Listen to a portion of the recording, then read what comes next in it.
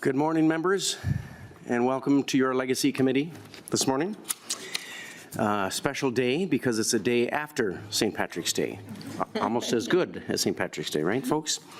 So thank you for joining us today. Today we first need to move the minutes from the March 11th meeting. So Representative Hussein, would you like to do such a thing? Yes, Chair.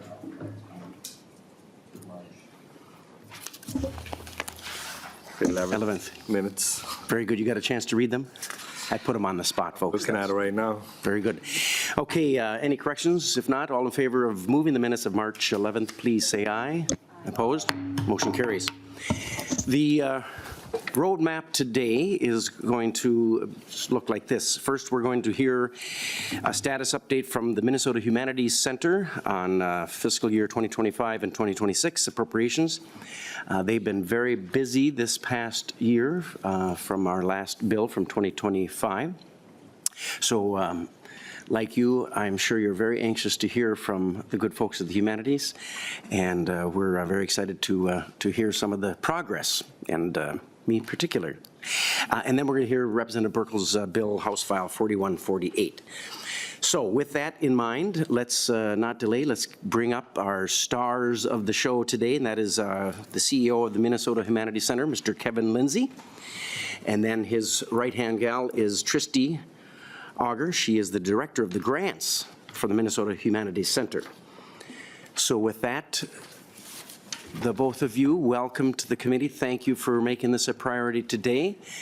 And with that, you probably know the routine of, for the record, state your name, and then you may begin sharing with us some great things that you're doing over at the Humanities Center with all the money we gave you last year. Thank you, Chair McDonald, members of the committee. Again, joining me at the table is Tristy Auger. Tristy is the director of the Grants Administration Program at the Minnesota Humanities Center. We've put together a slide presentation for you on the progress being made on the, as you said, wonderful appropriation being made to support all these great humanities projects all throughout the state of Minnesota. Tristy spells her last name A-U-G-E-R, and then I spell my last name L-I-N-D-S-E-Y. Again, Tristy Auger will start out with the presentation. Thank you, Kevin. Thank you, Chair McDonald and Chair Vang, for the opportunity to address the committee this morning. It's nice to see you all. I saw you all last year, too. Today, I'm going to provide information about MHC's grants administration process and the status of our 25-27 grants. Our CEO, Kevin Lindsay, will then provide you with a couple of examples of programs that MHC has or will implement in the future to illustrate the breadth and reach of our MHC programs. If you would like to know more about our grants administration process or about MHC programming, we would be happy to schedule time to meet with you in your office after today's committee hearing. In administering grants and delivering our programming, we work to truly embrace all Minnesota communities. At MHC, we broadly define all. This could mean geographic location, age, veteran or non-veteran status, race, gender, communities served, etc. We serve all in Minnesota. In carrying out our work, we try to be quick to get grants out the door and programs completed, but not in such a hurry that we make mistakes or fail to do everything that we are required to do. To stay in compliance at the beginning of each biennium, MHC staff meet with the Department of Administration, Office of Grants Management, officials to review and ensure MHC grants administration policies and practices comply with Minnesota law. MHC forwards a manual for its approval to the Department of Administration outlining the policies and practices that MHC will implement during the biennium. Finally, we strive to communicate in simple terms so that grant applicants understand what is needed to submit their applications, comply with Minnesota law, and comply with the terms of their grant agreement. I am proud to share with you all today that most of the grant funding that this committee provided MHC last legislative session has been launched or awarded.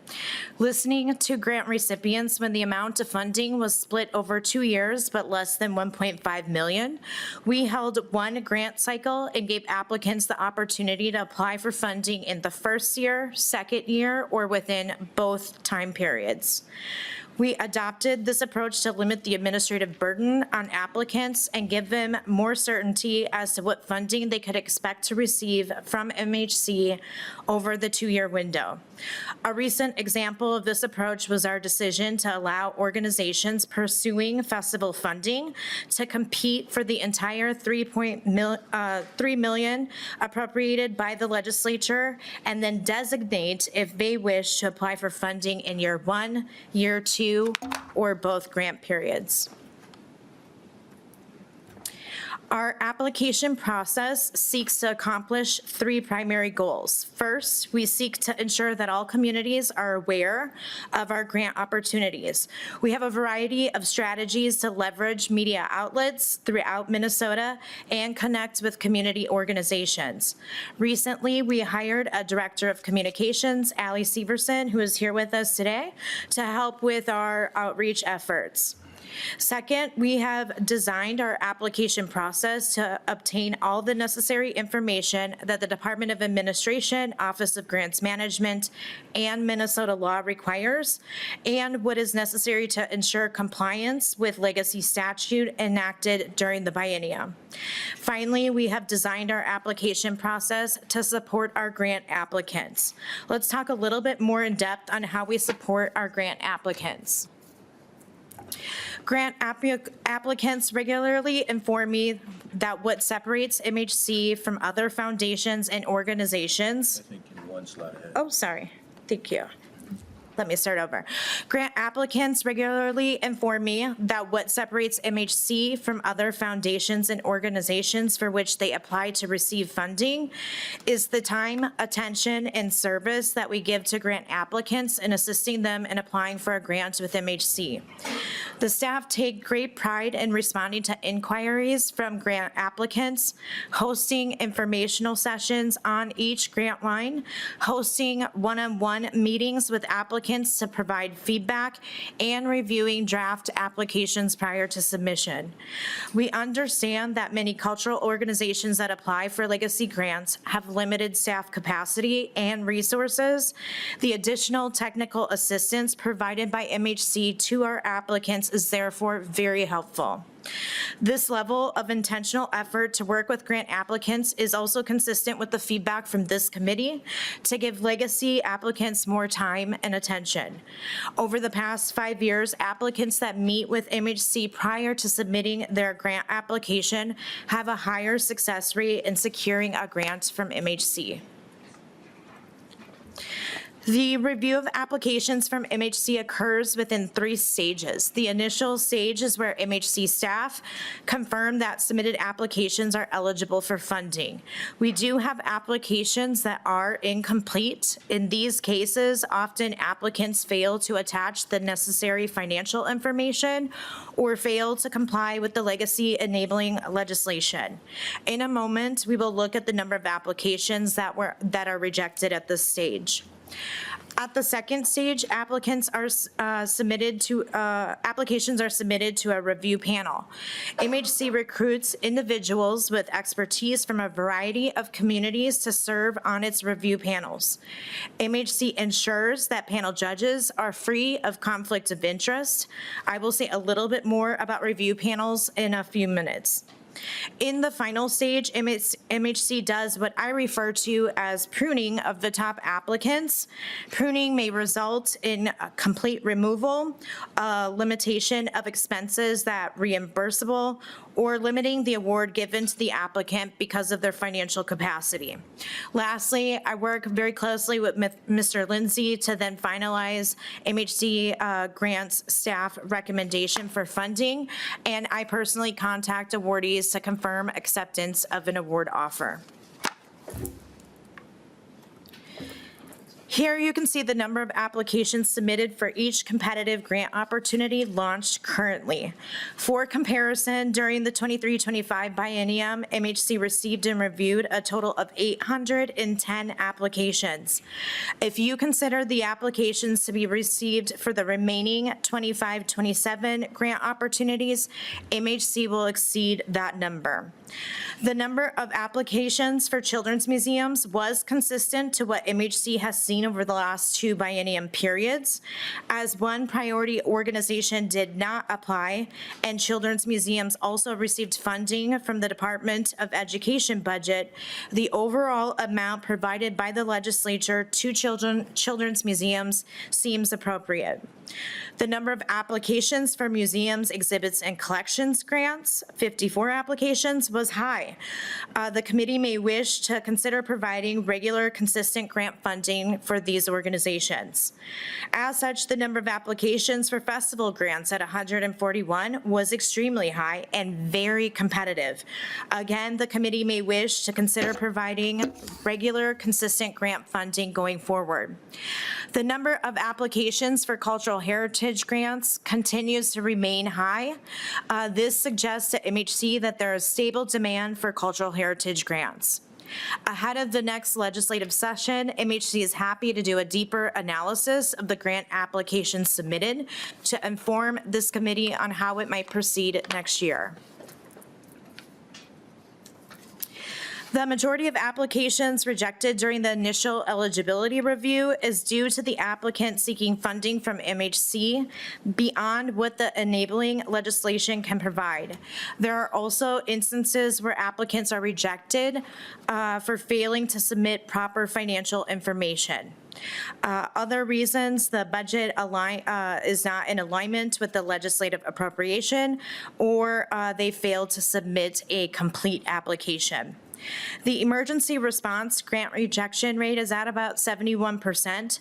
This is due in large part to organizations believing that the word emergency means MHC welcomes grant requests for physical necessities such as shelter, food, healthcare, and clothing. The rejection rate for museums, exhibits, and collections and festivals is at around 15% and is consistent with what MHC has seen for first-time grant lines. As an example, the rejection rate for cultural heritage grants is about a little less than 9%. This is lower, and as the marketplace of organizations understand what can be funded under legacy. MHC does spend a significant amount of time in curating our review panels to ensure that we have quality review panelists. For example, MHC reviewed 64 review panel applications for our cultural heritage grant line. The elements of our scoring rubric typically ensure that the applicant has a viable plan that will comply with the enabling legislation, has a plan to evaluate success of their project, has the staff to successfully implement the project, and has support of the community for this project. As I mentioned earlier, at the financial stage, MHC removes applicants that are debarred at the federal and state level. Applicants that MHC believes have been debarred are informed of this information before having their application removed. Second, MHC reviews applicants' expenses to ensure alignment with legacy requirements. If expenses are not eligible, MHC staff will remove those expenses. The application will then proceed forward only with the expenses that are legacy eligible. Finally, MHC will review the applicant's financial documents. For example, if the applicant has an annual revenue of $750,000 or more, they must submit their most recent certified financial audit. If the applicant has annual revenue less than $750,000, but at least $50,000, the applicant must submit their most recent IRS 990 form. And finally, if the applicant had annual revenue of less than $50,000, $50,000, the applicant must submit their most recent board-approved income statement and balance statement. MHC may limit the amount of an applicant's award after reviewing an applicant's financial documents. In limited instances, MHC may decide not to make an award. This slide gives you a quick snapshot of the grants that have been completed or are near completion. All grant agreements with children's museums have been executed and grantees have begun performing. All grant agreements with museums, exhibits, and collections have also been executed and grantees have begun performing. We are finalizing 2 grant agreements this week that will expend all of the available funding in fiscal year 26 under the emergency response grant line. Festival award recipients are being notified of their grant awards this week, and we will be finalizing grant agreements. I expect to submit funding recommendations from review panels on the cultural heritage grants very soon, and I anticipate that we will begin finalizing grant agreements in the next few weeks. New update to the slide, we did close our ethnic media grant line this past Monday. Under this grant line, this was a new grant line provided by the legislature. We received 69 applications requesting $3.9 million, or nearly 8 times the amount available for funding. I also expect that we will be able to announce awards for this grant line within the next few weeks.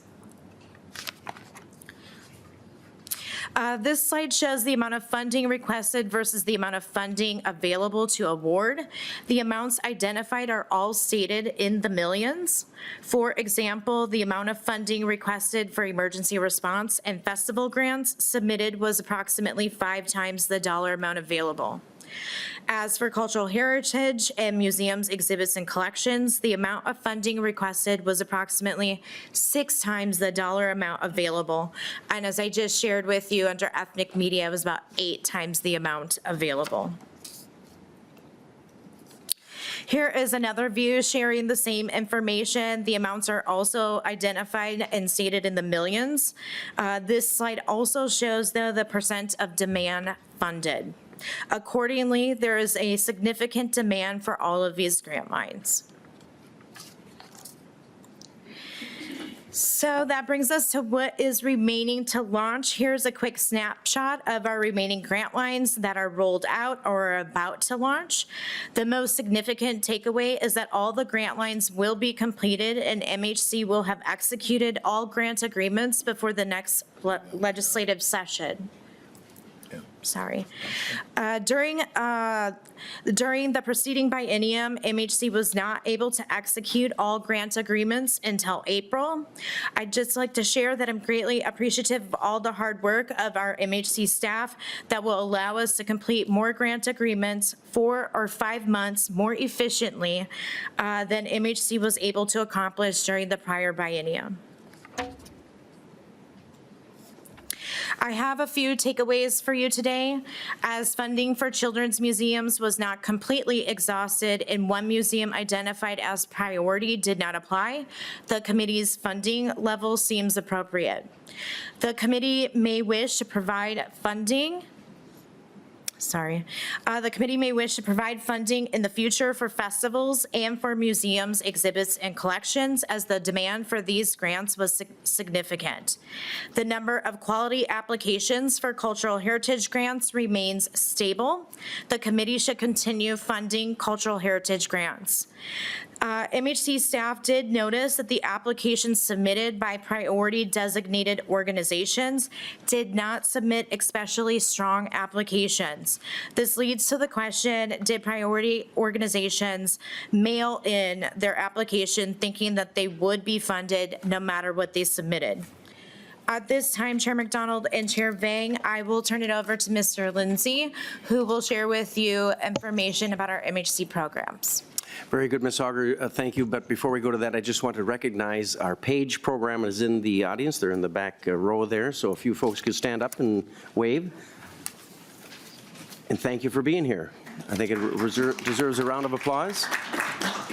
The PAGE program is in its 50th year here at the legislature. It's a nonpartisan program. Both of my sons had done it and said it was one of the most greatest weeks of their young lives, except for the fact my son's car got broken into at the hotel next door. But besides that, they had a great time. So welcome, Pages. We look forward to seeing you around the Capitol this week. Thanks a lot. And under the tutelage of Thomas Holan, who does such a wonderful job. I think he stepped out, though. So thank you. Mr. Lindsay, thank you for your patience in that interruption and important message. No, very important message. Chair McDonald, appreciate it, you taking a moment. Want to just briefly talk a little bit about some of the programs, again, to give you a little bit of the breadth and depth of the types of projects that we're working on at the Minnesota Humanities Center. The first is the Native American Live series. We're really excited about the impact of this series. In October, I got a chance to travel to Cloquet and got a chance to read to some of the students there from some of the books that we've already published. There was a lot of excitement about the respective books. Kids really appreciated it, and it was nice to be able to leave the books there with them and then have them also participate in reading it. The goal here is to make sure that a complete set of the Native American Live series books will be in every school, in every library in the state of Minnesota when we're done. We've had some additional conversations about publishing 2 additional books. We were very fortunate to be efficient enough to be able to save enough dollars within that to be able to publish 2 more books. So we'll do 14 books in that series. Objects of War.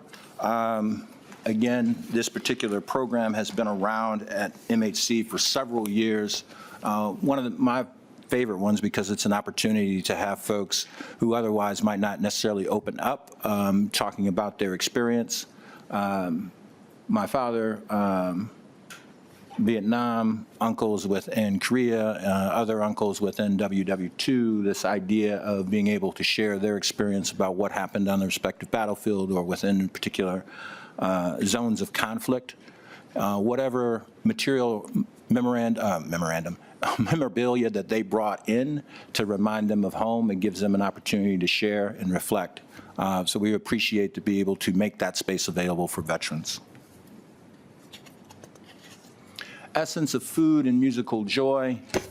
This particular event that we had here in February with a great director from Vocal Essence and then also one of the chefs from Chefs of Hope. A great opportunity to bring together and to explain a little bit about the Gullah Geechee. These are the individuals who are living off of the coast of the Carolina. This is about as close to the African experience that still exists here within the United States, the type of cuisine, and then just great spiritual that were sung by Vocal Essence, but also hearing about the background and the creation of those spirituals. We love to be able to mix food, music, with a conversation for folks to be able to share cultural background and tradition. We do this all throughout the respective year. If we go to the next one, language revitalization. I know I want to share with you how much the Minnesota Indian Affairs Council and 11 tribes are appreciative of the efforts to support language revitalization. This is the 5th year that we have supported that effort. We were down in Morton this year. More than 100 individuals participate in the language revitalization symposium that we had. Sketches of Minnesota. We just recently did 2 end-of-the-year comedy shows, one in Rochester, one in Minneapolis. The towns there that we participated in, we were all throughout the state. Brom, Big Fork, Fergus Falls, Fallston, New Ulm, Otter Tail, and Rosemont, Rochester, and Minneapolis. We try to pick towns that are under 10,000. We will always play 1 or 2 larger venues like we did this year with Rochester and Minneapolis, but the vast majority of the communities that we come to are under 10,000. In some case, for example, with Big Fork, it was 435 people in that town. And on that night of the performance, we had more than 95 people in the house. So 95.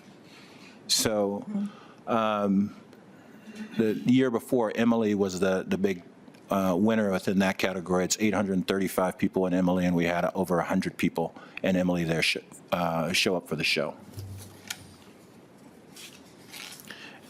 And we look forward to working on some Declaration of 250 on the Declaration of Independence. These are probably going to be smaller, isolated events, but a partnership with the History Center and Braver Angels to facilitate a conversation in each of the congressional districts. We also may play a little bit with the Sketches of Minnesota to also bring in some of those themes within the Declaration of 250. So with that, again, Mr. Chair, we really appreciate the opportunity to share an update with the committee, and we'll stand for any questions. Very good. Thank you, Mr. Lindsay, Mrs. Auger. Members, questions?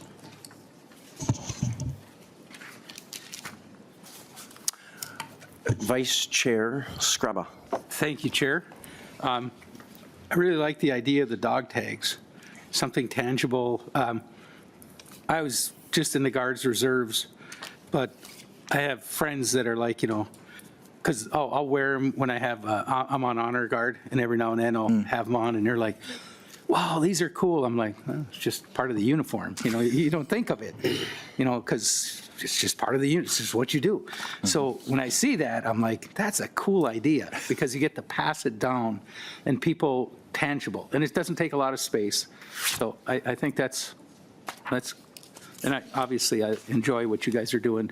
I know the small communities, Big Fork, I represent Big Fork, and it's a very diverse community, for being little as it is. It's kind of fun being around, but I appreciate you going there. Thank you. Thank you, Chair. Vice Chair, I appreciate the comment, and I have to say the Big Fork auditorium really surprised me about how big and spacious it was.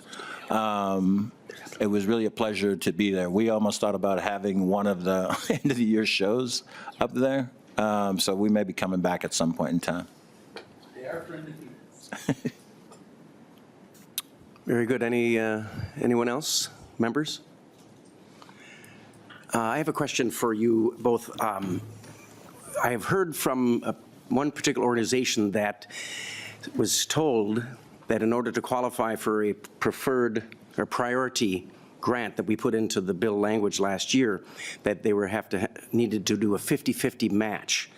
And although that was not in our language on some of these priorities, could you address that? Sure, Mr. Chair and members of the committee. I think that you're referring to the festival grant line. And as to the festival grant line, there is no requirement that an organization identified as a priority organization has to have a match from another governmental unit concerning security costs. I know in the lead up to the passage of the legislation, there was conversation about the increase in security costs from local law enforcement agencies to support some of the larger festivals, and that being of a concern. We did ask the information to capture it, to share that with the committee, but that's not a requirement. And I know that some of the applicants were confused as it relates to whether that was a requirement or whether we were just gathering the information. I can share with the committee that there are some of the festivals that are going to be funded where the security costs are going to be over 6 figures for the day-long festival, such as like Cinco de Mayo and the Hmong Festival. Thank you, Mr. Lindsay. And then in regards to the priority listing, it was said that they had to mail it in. I understand that's not a physical mail, but what does that mean? Oh, that was more, mailing it in is not giving all of its best effort. So for some of the priority organizations, there was very little information that they provided. And I think similar to the conversation which was had here at the committee at the end of the last session, did it mean that if you were identified as a priority organization, you were clearly going to get funding? And there was conversation here, and I even remember you, Mr. Chair, saying, no, that didn't guarantee that you were going to get funding. It just meant that you were a priority organization. I'm not sure that everybody took you at your word on that. And therefore, I think that some of the organizations provided very little information for the review panelists to review, and their scores reflected that. Very good. And I think, for lack of a better word, I would say that was the beauty of our bill last year, folks, is that certainly we had suggested in the language priority, but it was not guaranteed. And we put the emphasis on you to, especially maybe Ms. Auger, to really vet these organizations and the programs and the artists, et cetera, to make sure that they qualified and were legit and was a good use of taxpayer dollars in connection with the law that we passed with the legacy bill. But I'm just curious as to why a very wise gentleman from Delano who applied for the grant was told specifically that it needed to be a 50-50 match, which was not part of our language whatsoever. And although they met that match, which is probably a good thing, I think it's good that we have, if there's some monies that are going to be allocated for a festival, for any event really, or any object that we pay our money or spend our taxes on, that they have skin in the game. This could be for bonding as well. But I think that's an important element, that they don't just get all this free tax dollars from every quadrant of the state, that they have to put money in it to qualify. And I was told by our folks in Delano that they did easily match in both the time that it took to do the grant and all the necessary paperwork, that they did qualify. They have that 50-50 match. But yet, I don't think we've been awarded that grant money, and it's 150th sesquicentennial. We kind of would like it before it's 151 years. And so sooner than later, and maybe awarded it yesterday, but as of Monday it was not awarded. Representative Moni Hilsley also in their town has 150th. You probably would like the city have a little money before this 151st or maybe the 160th. So, and I'm being a little facetious but a little serious in the same respect, in a very respectful way. Can you address that at all? Sure, Mr. Chair, members of the committee. I can say that in the next 24 hours, they will probably be getting a call from Ms. Auger, to the good folks in Delano, and they will likely be happy with the phone call that they receive. The groups, we have ranked them for the top 40 within festivals, so it's 40 to 14 is 4, so it's about 32%. The top third of applicants receive funding. So again, more people who submitted applications did not receive funding. So as this committee has said before, having a competitive process, sometimes there's going to be some people who are going to be disappointed with the respective. So don't quiz me on all the other 39. No, Mr. Lindsay, I won't. And But I do know some of the priority ones of where they shook out within that respective process, which forms the basis of why I shared with the committee, is that not all of the priority organizations submitted maybe the strongest application that they could have. thank you, Mr. Lindsay. Yes, and we are, I think, as a committee, very attentive to that, and that is what we wanted you to do, to be rigorous in that grant application, for sure, because these are fragile dollars, and with what's happened in our state the last few years, they're under a microscope, so we want that big microscope for these programs, and if the cities don't qualify, then so be it. But Representative Momani Hilsley, I forget, I know what city, but I can't, it's on the tip of my tongue. Osseo. Oh, yeah, Osseo, right in our next door neighbor. And you folks are waiting as well, is that correct? Yes, thank you so much, Chair. Yes, I wanted to just quickly give feedback that I worked with my team in Osseo, and the application process was very interesting, to say the least. Very complicated. We kept on following up. I even had my office reach out to your office to ask for a meeting to have them understand what was expected, what needed to happen. And to this day, we're still trying to figure out what's going on. So we'll definitely follow up. Thank Okay, you. we'd look forward to that. Representative Jejon. Thank you, Mr. Chair. I'm just curious, can we get a list, or where can we find out who applied and who's getting funding, who's not getting funded, and the reasons why they're not getting funded? Mr. Lindsay? Committee Member Zhang, Chair McDonald, members of the committee, yeah, we can provide a list as to all the organizations that get funded. Just as a reference point, the legislature gets a list of all the organizations that receive legacy funding, and we do provide that to the legislature. So that's always available. So you can take a look to see with any other grant lines. To the ones that did not get funded, we can make that available to you. We typically do not. And I think the wisdom of this committee in the past is that probably would reflect possibly negatively for those organizations for that to be in the public square, but we're more than happy to meet with you one-on-one and provide. And then to any of the organizations that you're interested as to the why, the explanation, we do provide information from the review panelists to the respective organization.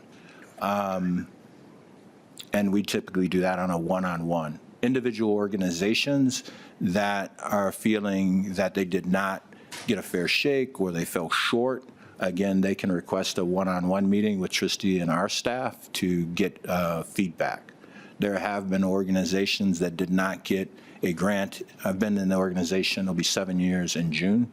There have been organizations that did not get funding in the first 2 or 3 years that I've been at MHC that then subsequently applied and then did receive a grant. So we're more than happy to meet with you, Representative Zhang, and walk through sort of the festival grant line. Representative Zhang. Thank you, Mr. Chair. I just have another follow-up. On the panelist groups that, of the folks who are selected, who is selecting that? And the folks who are selecting that panelists, do they reflect the communities of Minnesota? Mr. Lindsay? I didn't hear the entirety, but I think what I heard within that was who is selecting the panelists for each of the grant lines. Is that correct? Okay. Committee member Zhang, Chair McDonald, and members of the committee, we do take a look at the respective language within the statute. So if you have ethnic media, we try to pick some folks from various ethnic communities and also folks that have some media background. And then as it relates to the translation, which also tied to the respective language, that was also taken in consideration of identifying who might be good to sit on the review panel. For cultural heritage, we had, I'll just give that one as an example. We had 64 people who applied. So we then went through that process to identify within that space panelists that would fit the criteria for cultural heritage within our team to then select folks for the review panel. So in that case, it was geographic, it was race and ethnicity, it was veteran status, it was length of time in working with cultural organizations, and we also tried to take a look at gender balance and then also age balance. Representative Zhejiang? Thank you, Mr. Chair. I think my question was, I just want to know who are the people who are selecting the panelists, not the panelists? Oh, ultimately, at the end of the day, I am. Okay. Thank you, Mr. Chair. Very good. Well, members, we're about to wrap this up. I think just to comment on that, well, I want to actually, Chair Vang, do you have something you want to add as well? Because you were a big part of the bill last year with, we all were, of course. Thank you, Chair. I just want to thank Director Kevin and Trustee for being here today and giving us an update. I know that we put a lot on your plate, and I know that you guys are trying to manage, especially trying to put in the extra effort to help with community applicants who often aren't aware, or it's a learning curve going through the process. And so thank you for your patience and learning pains to this. So appreciate all the work that you've been putting through. Thank you, Chair Vang. Yeah, you ever hear the term sweating bullets? I think this committee wants anyone who comes to the state asking for any money for whatever worthwhile cause, that they ought to be sweating bullets before they are awarded taxpayers' dollars, hard-earned dollars, for whatever worthy project, as I said earlier. I think that's true in anything, anytime we spend other people's money, right? You want them to be a good cause and legit, and you guys at the Humanities, as Chair Vang said, we appreciate the work that you've done, Mr. Lindsay, Mr. Auger, and we're very grateful for that, and we're not questioning whether or not what group didn't get it. We are glad if that case. If my own city didn't qualify, so be it. So that said, last question, we'll move on to Representative Burkel. Just curious, Representative, or not, Ms. Auger, I think you said in one of your bullet points, the remaining balance which is 25%, will be awarded in 2027. Can you just quickly talk a little bit about that? Sure. Or Mr. Lindsay? Well, I was just going to say that the slide itself says there's 25% of grant applications that have not yet been put into the public square for people to apply for, right? So the second year appropriation for cultural heritage grants is, I think it's 4.299. I'd have to go back to the slide for the specifics, but to that, we could not award those dollars because MMB doesn't make those dollars available to us till July 1. So we are thinking about in the fall to make the public pronouncement for the RFP and then have people apply for those. For musicians and then literary, those will be made available come May. People can then apply for that respective grant line. And then for the emergency grant, again, because the way the legislation is written, it says those dollars aren't available to year 2. So again, we'll have a rolling emergency grant line, and that will happen on July 1. Just to follow up on what you had said, Chair McDonald and Co-Chair Vang, I do really appreciate the work of Tristy and her team within this space, because the entirety of the appropriation that you made, all of those dollars will be out the door before you meet next time. So you'll have the complete picture of sort of what we have done here. As an organization, we've grown with what you have done here. 2 years ago, we weren't able to get that completed before you had met. So you kind of had an incomplete picture, and I appreciate the trust that you gave us to be able to take on more and then even add new lines, and to come back and be able to say, we're going to meet that challenge and then have all of that done for you. So that all of it will be appropriated before you get together or convene next time. Thank you, Mr. Lindsay. That's very good to know. And so what you're saying is that our bill this past year was a little bit better than the previous chair's bill. Is that correct? That's you, Lily. No, he's going to say something unbeknownst to the group.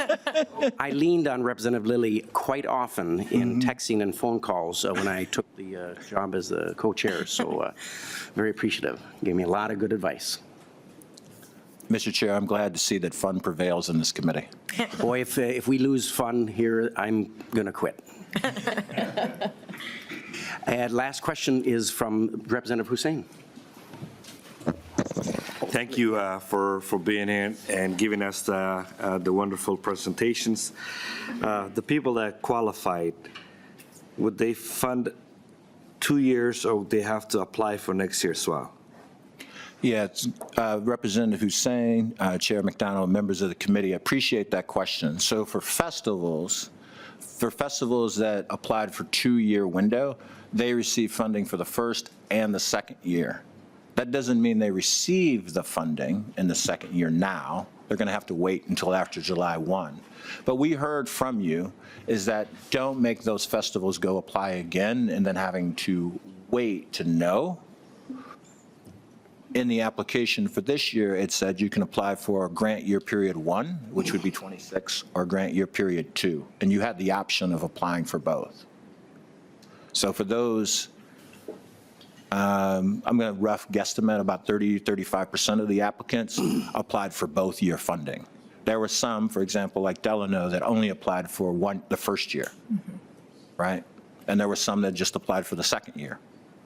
But that then made it easier for those organizations then to plan, because they know what their number was.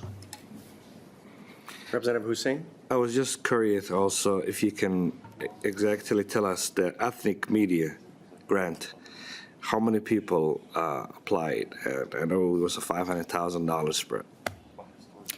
For ethnic media. Yeah, I think that I'm going to defer that one to Tristy as it relates to the number of organizations that applied and then the amount. Is that what the question was? Ms. Auger? Sure, thank you, Mr. Chair.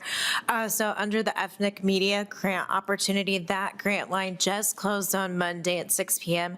We had 69 applicants requesting over 3.8, I think it was, $1 million. So 8 times the amount of funding. So under that grant line, we have 500,000 available. And so that was the first time we've ever launched that grant opportunity, and very clearly, there is a need in the community under that grant line. Now, we will start the review process on those applications. I've got staff working on those already this week. But right now, that is the information that I can share with you today, that we had 69 applicants and 8 times the amount of funding requested than what is available. Representative Hussein. Thank you for, it looks like we need to do better in that area. Thank you. Thank you. And lastly, Representative Lilly. Thank you, Mr. Chair. Thank you for coming, Mr. Lindsay. It's a very complicated space. We started doing this years ago with our STAR staff over there, came up with the idea, and I think it's obviously proved its value, because there's great interest in these variety of things, and you've expanded to things that I never thought of, like some of the author things is amazing, so thank you, and the music and other things that you've added in, which I'm really excited about. But it's, it continues to be complicated. It's not an easy task. I just can't even imagine. And there's winners and losers, and that just is, it's just going to be complicated. We have a very diverse state and a very, big state, and I just can't imagine the task of, and we all represent an area, so we obviously, or a certain, we have a sphere of friends, so we all, care about those probably a little more than, other places. But so it's very complicated. I get it, but thank you for doing the work, and thank you for the discussion. I would, there's great interest, in this space and this work, and I got to give the 2 chairs great respect, because they really grew the number beyond where, we had started. It actually started pretty small, and then I think we felt pretty good about, we had up to like, what was it, 5 million or something, and then we were pretty happy, and then but you've greatly expanded it, so thank you. That's it. You will better, Chair. No. Thank you, Representative Lilly. Yes, it was a tough task. I learned probably the best from my committee administrator, Ms. Zipko, just say no. And it's not fun, as you guys know. And also, please thank Ms. Chaz Anderson for all her great work that she does for the legacy in the humanities. We appreciate all the help. And anything else in closing? Otherwise, we'll let you take on with your day. Chair McDonald, really appreciate the opportunity to be before the entirety of the committee. And yes, this is a difficult task, but I really do appreciate greatly the work of Ms. Auger and what she does day in and day out for us. So she really does all the work, huh? Just like our spouses. I hear you. Well, thank you both so very much. Have a wonderful day. All right. Thank you. We are going to now discuss House File 4148. That is our very own Representative Burkel. And this bill, I'm sure you've all read it, requirements for hiring executive director of the Lessard-Sams Outdoor Heritage Council established. I think there's some important dialogue that we need to have regarding this particular important issue. So with that, Representative Burkel, I believe your motion would be to move that House File 4148 be laid over for a possible inclusion in a future bill. Thank you, Mr. Chair. That is my motion. Proceed. Very good. With that, Representative Burkel, you may proceed with your... No, you can't. Oh, Ms. Zipko reminded me to stick to the script, McDonald. With that, I believe that, Representative Burkel, you have a author's amendment. I do. Titled the A1. And I would like to move the A1 amendment, if I could, please. All right. Representative Burkel moves his A1 amendment. Any questions, concerns, comments? Representative Vang, co-chair, Chair Vang. Thank you, Mr. Chair. Despite my concerns with this amendment, I'm just going to have members accept the amendment just so that we can have discussion on it. Thank you, Chair Vang. That's very, very good. I appreciate that. All in favor of the A1 amendment, say aye. Aye. Opposed? What? Lily?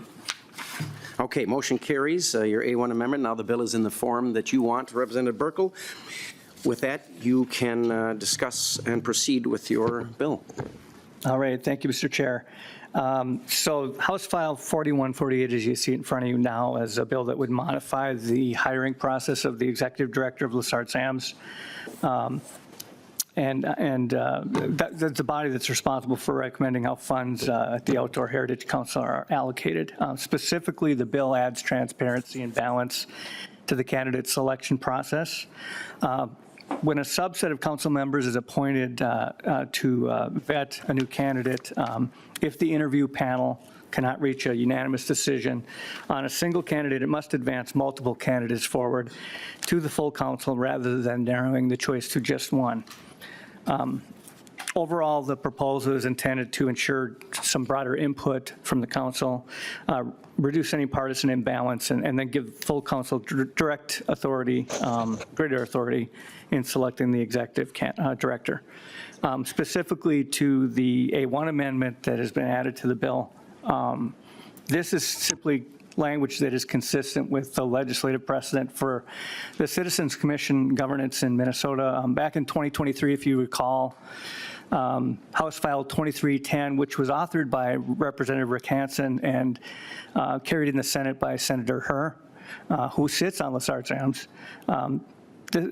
2310 back in 2023 established statutory term limits for citizen members of the LCCMR. So this is really just matching things up at Lessard-Sams, applying a similar approach to the Lessard-Sams council members, and I think it also strengthens accountability and ensures some diverse viewpoints and indecisions affecting the Outdoor Heritage Council.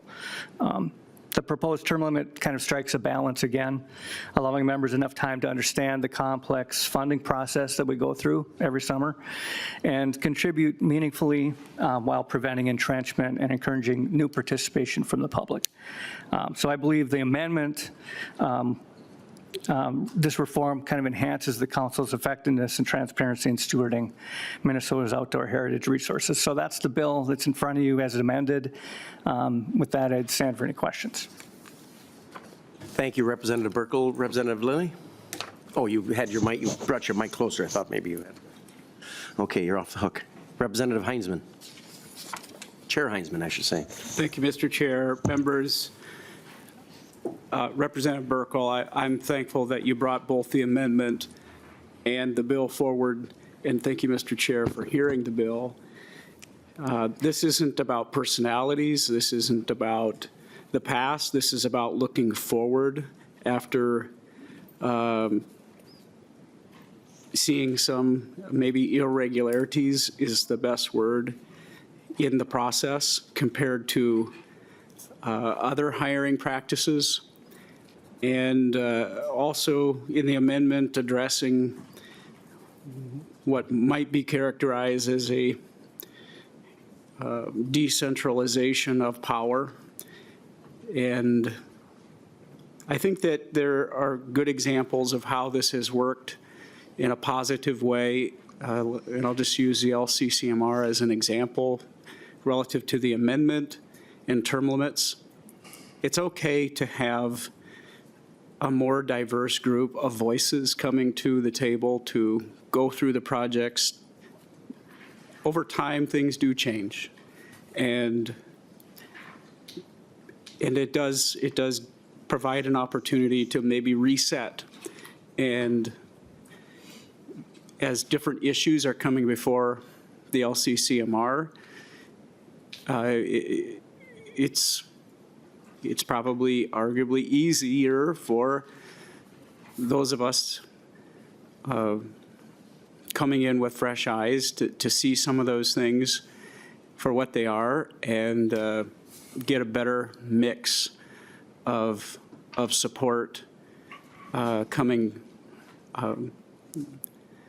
or going forward, I guess.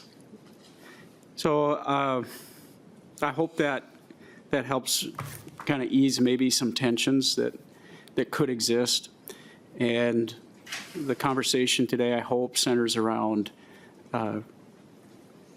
that idea of creating an opportunity for a more exhaustive process and a decentralization of power. That's just my comments. And if Representative Burkel has any thoughts, I'm happy to hear them. Otherwise, I don't specifically have a question. Thank you, Mr. Chair.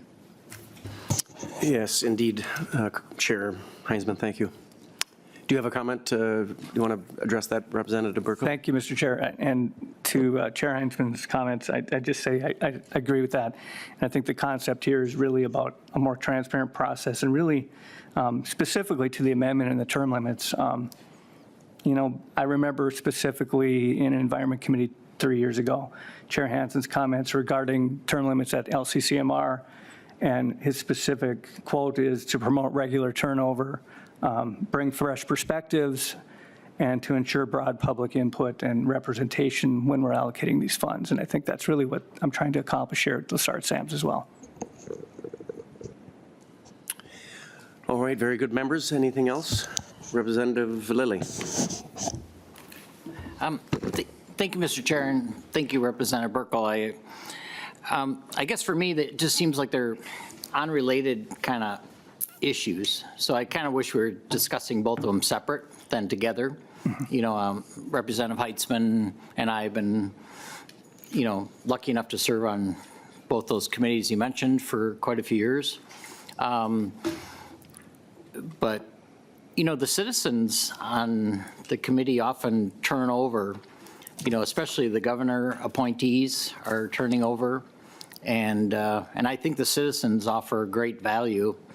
I would argue maybe even more value than we do as members, because, you know, historically we've gotten at times a little political, and it's hard not to, you know, because we play for teams. You know, as House members and senators, we play for different teams, and hard not to fight that way, and we bring that to these commissions. And really, the commissions maybe should be a little pure. But then, so anyways, I wish you had the issues kind of separate. You know, I wasn't involved with the hiring process, but I was involved in the hiring process one other time on Lessard. And, you know, they're always hard. I wasn't actually part of the, you know, this one was interesting. You know, sadly, I can't totally remember how it all went down when Mr. Johnson was hired, but I remember, you know, he came on after, you know, and there hasn't been a lot of change in the leadership role, and luckily we have amazing staff that or the commission does. So, I mean, obviously they're extremely talented and knowledgeable. So I get where this one was complicated, bringing someone in from outside that, you know, versus the internal candidate. Historically, I've been a little more biased towards internal candidates myself. But, you know, I think there's, you know, with the LCCMR, I mean, in other spaces, we've seen outside people that come in and do amazing work. And I have no doubt that ultimately the new person's going to do great. And, but I didn't pick them. You know, I wasn't involved, and I don't think any of you were. From my knowledge, I just did a little bit of homework. So there were 6 people, I think, that had like and I'm guessing Lessard-Sams decided that a subcommittee would come up, you know, to get an executive. And it was a 5-1 vote, I'm hearing. So it wasn't like it was, you know, 3-2 or, you know, 4-3 or whatever. You know, I mean, it wasn't, I guess my math is wrong. There's only 6 members, sorry. Anybody want to play cards with me later? But you know what I'm trying to say. It, you know, and I don't think any members of legislature were involved, and you know that's good or bad. And I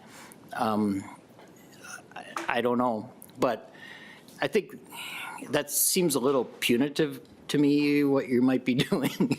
You know, and I hate to. That's a strong word to say. I'm sorry, but it just doesn't feel. You know, I don't know. I don't know that it's really helpful. I mean, they're not going to, I'm guessing they probably won't hire anybody for a long time. But, the other two directors have been in that role for a long time, and, I hope there isn't a quick change. So in a way, it's not bad to have the discussion. I don't know that we need legislative work. And then the term limits is always fascinating to me because, I think having been on these committees, there's a lot of new faces, but there's also some that have been there a while. I think of like LCCMR, the Moose Man, he's been on there a long time, but he has a unique knowledge of habitat in Minnesota and extreme knowledge. And so I think there's different people bring different talents, but there's a lot of turnover, and that's up to the speakers of the bodies and the Senate president or what, them, and then each body to decide. So I wish they were separate. I'm not against having a discussion. I just, I'm not really sure that we need to make changes, I guess is my final comment. Representative Burkel, would you like to respond? Yes, thank you, Mr. Chair, and thank you, Representative Lilly, for the comments, and definitely open to conversation, but I think both of these together just really reflect how the council operates, and that's what we're trying to accomplish here. I know we had the same conversations back when we talked about term limits that passed at the LCCMR, and I just go back to the reality that what we're talking about is some kind of regular turnover without keeping in regard for the fact that the institutional knowledge you need to vet these projects over the summer as we spend hours and hours ranking projects still needs to happen. It takes time. I've just learned how to rank projects in the last year or two. But that just ensuring that broad public input. As to the executive director selection process in your comments, I think it's punitive to put an executive director in a position where he or she feels under the gun, under a lot of scrutiny. I feel like the process, if it was more outlined statutorily, that transparency gives them comfort too. It's not just for them, it's for the public. But just in a general sense, applicants, all the applicants, in this case, there was roughly 100 is what I've heard, but we don't really know. And we only saw one resume as a council. And so just from the standpoint of all the applicants applying, the assurance that they're being evaluated fairly, that it's open and balanced process that supports the eventual hire by just reinforcing the legitimacy of the entire selection process. It's what builds public trust. And I think whether it's the council itself, whether it's the candidates being vetted, the number of applicants that are being vetted, or the eventual executive director hired, just the comfort in knowing that there's a process that's more stable, I think, is going to help everyone feel more comfortable with the outcome in the end. And it's just more effective. So in both cases, like I said, when you use the word punitive, I thought, yeah, if I was the new executive director feeling under the gun, I'd feel that to be a little punitive. I think if the process was clearer, I don't think we'd be in the situation we're in now. Representative Lilly. Thank you, Mr. Chair, and then thank you, Representative Burkel. I just have a kind of a question as you were talking.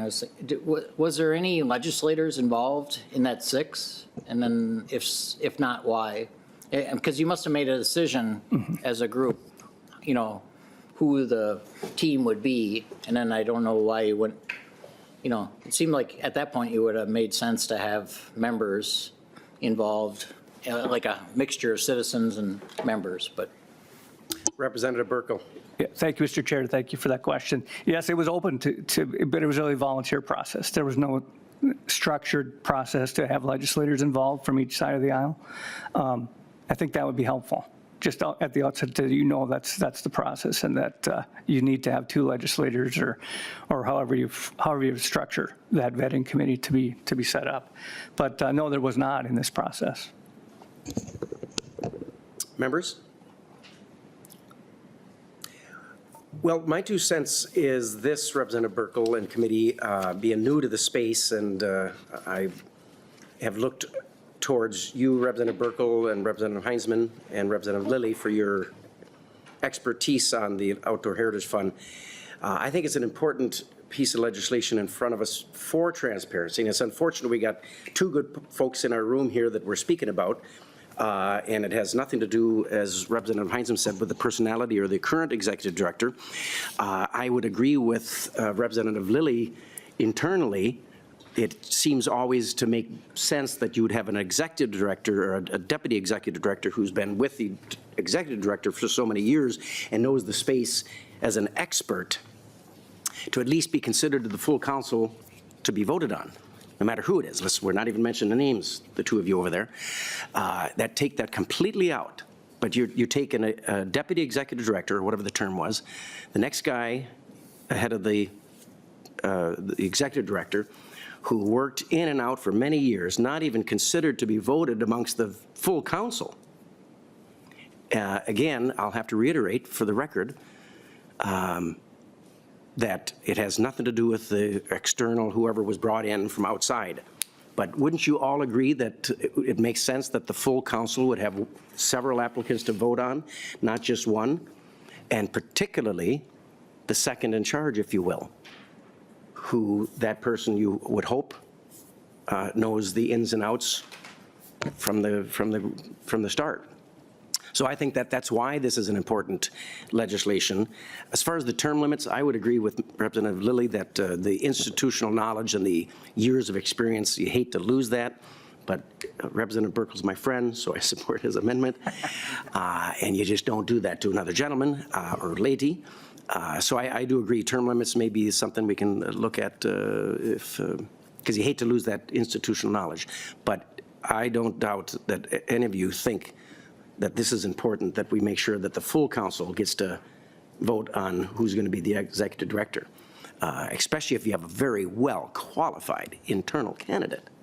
That's just my 2 cents, and it's nothing against the current executive director. I think she's going to, I know she's going to do a great job. And with Joe at her side, she'll even do a better job.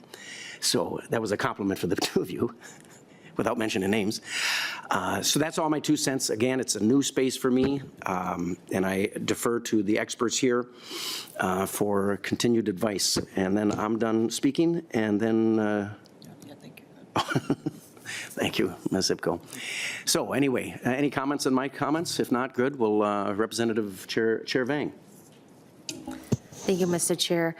I think I'm one of the newer members to join in the council, and it's definitely an eye-opening process and a very rigorous and thorough process. I learned a lot, and when it was time when Mark Johnson announced that he was retiring, it's also my first time going through the hiring process too, and I think just my short stint on going through the process, I think it went as well as it can be. And I think when the council asked for volunteers, I could have also volunteered, but I decided not to, knowing that myself as a legislator and as a person who has a second job, my capacity to really invest in a deeper dive through the hiring process, I decided not to volunteer. And I think just my concerns of requiring legislative members to sit through, I guess, more work, it can also drag on the process too. I'm pretty sure we are all aware of how many commissions that we created ourselves that requires members, and many of those commissions probably aren't very active right now because we require members to be part of it. And I think the work itself of making sure we hire an executive director to carry through the council's work was more important than having a legislative involvement, knowing that we have limited capacities in our own livelihoods too as well. So, I mean, that's one of the reasons, my own personal reason why I didn't choose to volunteer. But the council still accommodated our needs by still, when we requested to kind of learn more about the candidates, they still accommodated our needs by doing another interview process that allowed legislators to give their input. and in which I felt that was good enough, in my opinion. And so I think, I guess to put it in simple terms, I think the process that we have right now is good enough, and that the council and the volunteers and the staff did do I trust that they did do a good job and rigorous job to make sure that the mission of the council still carries on with the next executive director. And I think there's a reason why it's, we didn't present, I guess, all the candidates publicly in front of the entire council. I saw that as more as a way to protect the other candidates. When I don't think there's any entity out there that publicly hires or publicly exposes like the HR process of hiring somebody. I think that is it's not always good to do that. And so I think there's a reason why, like, I think the transparency there is good enough, and to expose, I guess, other candidates going through the entire process, it can be very concerning and troubling and very difficult process to do that, especially when we want to encourage good candidates to apply in the first place too. So I'll just keep my comments at that. Thank you, Mr. Chair. Thank you, Chair Vang. Yes, I agree with some of your comments on that. I think we can do better than good enough, though. And, the Outdoor Heritage Fund, if you maybe you don't recall, but that was my favorite of all the five, was it five that we allocate appropriations to? Outdoor Heritage Fund was my favorite. Parks and Trails was a big one. Arts was a big one as well. Water, but Outdoor Heritage Fund is, because I've understood the important work that the council have done, vetting important projects and bringing it to us. Can you imagine if we as a committee had to vet each project and visit each project? So we are very appreciative of the Outdoor Heritage Fund and the work they do. And the Executive Director Mark Johnson and the new Executive Director, we're very grateful for the work that you're doing and bringing it to us, these important projects. I just believe that you couldn't have 100 applicants go to the full council. That would be just not, it'd be tricky to do that, wouldn't be very effective. But you could have a handful of qualified candidates that could be brought to the full council, just one, going forward. Did they make a mistake? No, we're not saying that. But I think we can do better than good enough. I think we could just, going forward, we could do even better than good enough. Good enough is good for the Irish, but not for this committee. Representative Heinsman, Chair Heinsman. Thank you, Mr. Chair. And Chair Vang, I think you bring up a good point that if you're going to have some of these conversations relative to hiring in a public forum, that can be challenging. And a suggestion might be something the author of the bill could consider. We're going to be laying this over, so there's time to work on this, but maybe it makes sense for the council to go into a closed hearing process and amongst themselves be able to deliberate and discuss and to vote and come away from that unanimous in their decision, and the process that, if it's public, could be, as you mentioned, difficult for those that are being considered and what have you. So I think you might be onto something there, and hopefully the bill author and members can continue to deliberate. And I tend to lean towards Chair McDonald's concern that, while it may be a good enough process, there's always room in the legislature to make improvement. And I don't think you were suggesting that that's not the case, but I think in good faith, there's an opportunity for a conversation to happen, and I appreciate your comments as well. Representative Burkel? Thank you, Mr. Chair, and I'll just chime in on the same point. I'm definitely open to more conversation, Chair Vang, about how that looks. I would argue that I think what we found, or what I felt I saw, was that there really was no process. It was just kind of put together at the last, I just think a structured process would give everyone more comfort in the outcomes. There's been issues, as Representative Lilly brought up earlier, relative to the hiring process of the executive director in the past. We haven't had a lot of turnover, but when we have, it's been a little bit flawed, and I think this would clean things up. So I think there was just some surprises that when the vetting committee brought forward only one candidate, I think the council, or at least myself, felt like we'd see more than one. And the outcome is what it is. I think we're going to be fine. The point is moving forward. Let's not have the same kind of controversy. I think it's unnecessary. Very good. Members, anything else?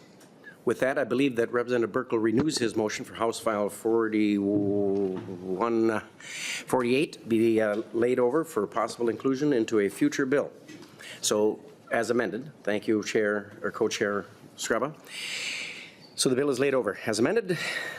Any last comments before we adjourn early? Very good. If there's no further business before this committee, we are officially adjourned.